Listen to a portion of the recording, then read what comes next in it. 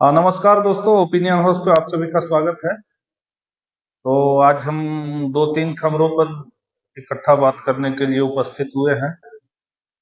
तो सबसे पहले हम शुरू करते हैं ये भारत की इसरो के तरफ से खबर जो कल 22 मार्च शुक्रवार को आया। तो कल तो हम नहीं ले पाए थे, तो अभी इसी के बारे में बात करेंगे। और भी कुछ खबरें हैं जिनके बारे में बात करेंगे। तो ये भारत का इसरो एक नया कीर्तिमान रचा है। ये इनका जो है रीयूजी रीयूजेबल लॉन्च व्हीकल का सफल लैंडिंग इन्होंने करवाया है, इसरो ने, जो हमारा भारत का है। तो अभी तक जो हम स्पेस में जो, आप लोगों को पता होगा कि जैसे चंद्रयान 3 गया था, तो जो भी स्पेस का जो मिशन होता है तो उसको जो हम भेजते हैं तो उसके लिए एक रॉकेट यूज किया जाता है, यानी कि एक व्हीकल जिस पर पेलोड लगा होता है, और वो यहाँ से ले जाकर उसका काम है स्पेस में उसको छोड़ना। उसमें और भी बहुत सारी प्रक्रिया है। कौन कहाँ तक ले जाके कहाँ पर खुल रहा है, ये आपको स्पेशल चंद्रयान 3 के ऊपर अगर लेकिन अवेलेबल है, या कभी हम वैसा बनाएंगे वीडियो तो उसमें हम बात कर लेंगे। फिलहाल हम इसके बारे में चलते हैं। और तो ये वही चीज है कि जो रॉकेट ले जाता है तो उसका काम है, जो पेलोड है उसको छोड़ने के बाद वो उसको या तो समुद्र में गिरा दिया जाता है। वो कुल मिलाकर वो वन टाइम यूज होता है उसका, उसके बाद वो बर्बाद हो जाता है। तो इससे काफी कॉस्ट, हर बार जब भी हम कोई मिशन करते हैं तो उसके लिए कॉस्ट बढ़ जाता है। तो भारत अब इसके ऊपर काम कर रहा है कि हम किसी मिशन में जो रॉकेट यूज करते हैं उसको वापस लैंडिंग करवा लिया जाए, और दोबारा से फिर से किसी मिशन के लिए उसको यूज किया जा सके। तो इसकी इसी के ऊपर ये काम किए, और इसमें इनको सफलता भी मिली है, और आगे और भी बहुत कुछ किया जाना है। लगभग इनका लक्ष्य जो है 2030 तक है। अब सोचिए हम कितने पीछे हैं। ये रीयूजेबल जो व्हीकल है, ये एलन मस्क की जो कंपनी है वो ऑलरेडी यूज कर रही है। वो इसके ऊपर 2011 में इस पर काम करना शुरू किया था, और 2015 में फाल्कन 9 रॉकेट तैयार कर लिया था जो रीयूजेबल था। तो अब भारत भी कुछ ऐसा ही स्पेस में करने की तैयारी कर रहा है। और अगर देखा जाए तो हम काफी पीछे रहे हैं, लेकिन फिर भी अच्छा है कि अब भारत के लोग इतना अपॉर्चुनिटी उनको मिल रहा है। वैसे तो भारतीयों के पास ये दिमाग की कोई कमी नहीं थी, लेकिन शायद कुछ कमी सिस्टम में, व्यवस्था में, अपॉर्चुनिटी में रही होगी, जिसके कारण हम लोग बहुत पीछे रहे। लेकिन चलिए, ये बड़ी खुशी की खबर है कि ये काम अब हो रहा है, और इसमें इसरो ने कल ट्वीट करके इसकी जानकारी दी, तो बड़ा अच्छा लगा। अब इससे कुछ कुछ चीज हम आपको बता देते हैं। ये इसरो का जो रियूजेबल लॉन्च व्हीकल है, ये स्पेसएक्स से थोड़ा अलग है, क्योंकि उसमें जो है स्पेसएक्स जो एलन मस्क की कंपनी है, उसका जो है निचला हिस्सा उसको मतलब कि डिस्ट्रॉय होने से बचाया जाता था, जबकि हमारा इसरो जो काम कर रहा है ये ऊपरी हिस्से को बचाएगा। वो ज्यादा कॉम्प्लिकेटेड है, और इसके ऊपर ये काम कर रहे हैं। तो कल इसका एक्सपेरिमेंट भी किया, और जिसका बड़ा सफल रहा ये एक्सपेरिमेंट। ये था भारत का, हम सोचे सबसे पहले इस खबर के ऊपर बात कर लिया जाए। अब आते हैं हम दूसरी खबर के ऊपर, जो अरविंद केजरीवाल की। कल भी हम इसके ऊपर बात किए थे, जिसमें हम चूंकि रिकॉर्डिंग थोड़ा पहले कर लिए थे, तो वो पिटीशन जो वापस ले लिया गया कि गिरफ्तारी को पेश करवाने के लिए इनके वकील गए थे सुप्रीम कोर्ट में। उसके बाद क्या हुआ वहां पर, ये फिर पिटीशन वापस ले लिया। देखिए, इन मामलों में था क्या कि मामला सुप्रीम कोर्ट में चलती, वहाँ जज जज लोग जो बैठते, वो फिर उसमें टाइम डिले होता, जो भी प्रक्रिया जो होना है कानूनन वो थोड़ा सा अब इसमें क्या फंस रहा था, बहुत लोग इसके ऊपर बोल रहे थे कि आखिर बैकफुट पे क्यों आ गए। तो देखिए चक्कर क्या है कि ऐसे ईडी ने इनको गिरफ्तार किया है, तो ये उनकी लायबिलिटी है कि वो मजिस्ट्रेट के सामने, कोर्ट के सामने गिरफ्तार किए हैं तो पेश करना होगा अरविंद केजरीवाल। लेकिन जब अरविंद केजरीवाल खुद ही मामला को सुप्रीम कोर्ट में लेकर के चले गए, तो ऐसी स्थिति में ईडी इनको कोर्ट के पास नहीं ले जाते, क्योंकि मामला सुप्रीम कोर्ट के अंदर चल रहा होता है। और इसमें एक चीज और है कि देखिए ये हाई प्रोफाइल गिरफ्तारी है, और ऐसे ऐसे कंडीशन में जब मामला सुप्रीम कोर्ट में हो, तो जो कुछ प्रक्रिया होती है आप लोग भी जानते होंगे। जैसे जब किसी क्रिमिनल को गिरफ्तार किया जाता है, मैं थाने की बात कर रहा हूँ, तो 24 घंटे के अंदर उसको मजिस्ट्रेट के सामने पेश करना होता है। तो उसमें क्या है कि उसके बाद जब कोर्ट में पेश करने के बाद जेल वगैरह भेजा जाता है, तो मेडिकल होता है। तो इससे पहले की गई जो कार्रवाई, जो समझ सकते हैं मैं किस तरफ इशारा कर रहा हूँ, तो ये बड़ा हार्ड पड़ता, क्योंकि इतना दिन उनको ईडी को फ्री हैंड मिल जाता है इनके साथ थोड़ा सा तालमेल दिखाने के लिए। तो ये भी एक कारण का उम्मीद लगाया जा रहा है कि इसलिए ये बैकफुट पे आ गए। अब उसके बाद इन्होंने रिमांड पर मांगा था केजरीवाल को, तो मांगा था तो शायद 10 दिनों के लिए, लेकिन 28 तारीख तक इनको रिमांड में भेज दिया गया है। तो अब होली भी मन्ना है वहीं अरविंद केजरीवाल जी का। और क्या बताएं, एक एक आरोप इन पर जो लग रहा है, और ये बहुत ही गंभीर आरोप। इस शख्स के ऊपर अभी जासूसी का एक आरोप आता है। ये बहुत हाई प्रोफाइल जो भी सिस्टम में लोग होते हैं, ऑफिसर वगैरह, इवन मतलब इंटेलिजेंस वगैरह तक का, जो हाई प्रोफाइल लोग हैं, जो डॉक्यूमेंट्स इनके घर में सर्चिंग के दौरान मिला है, तो उसमें बड़े बड़े अफसरों के, यहाँ तक कि कुछ लोग, जो मीडिया रिपोर्ट्स है उसके अनुसार जजेस वगैरह, उनका डिटेल्स उसमें मिला है।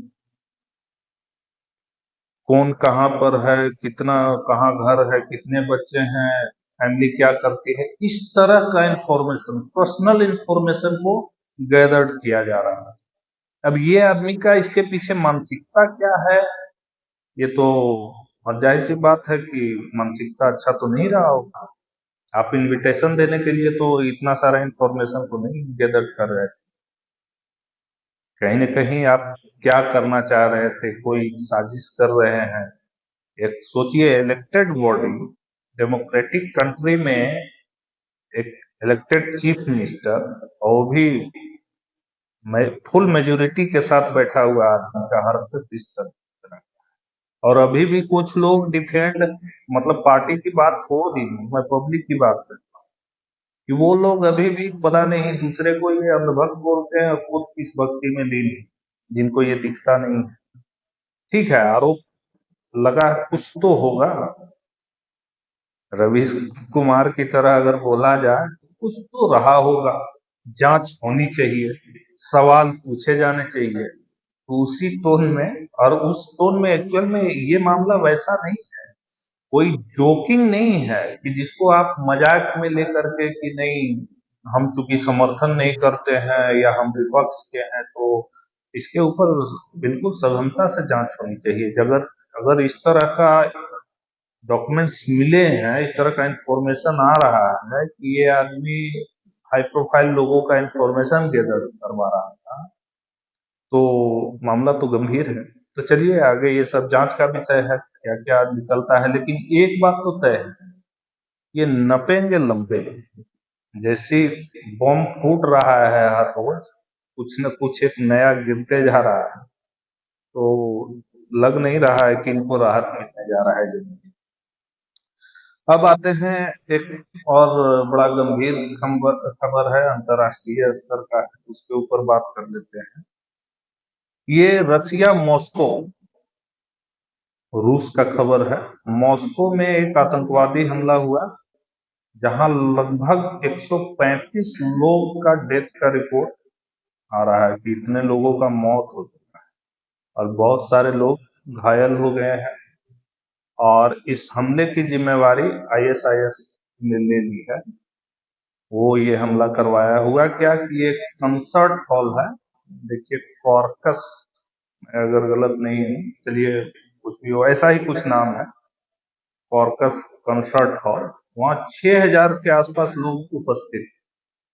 वहां पर ये आतंकवादी जाते हैं, अंधाधुंध फायरिंग करते हैं, बिल्कुल समझ लीजिए जैसे 26/11 किया गया था। तो 26/11 में तो मल्टीपल जगह पे अटैक हुआ था, तो यहाँ जो कंसर्ट हॉल में हुआ है, तो अंधाधुंध फायरिंग हुई और इसी में हॉल में आग भी लग गया। तो हेलीकॉप्टर वगैरह से पानी डालकर आग बुझाने की भी कोशिश की जा रही थी, जब तक हम ये रिपोर्ट देख रहे थे क्या क्या हुआ है।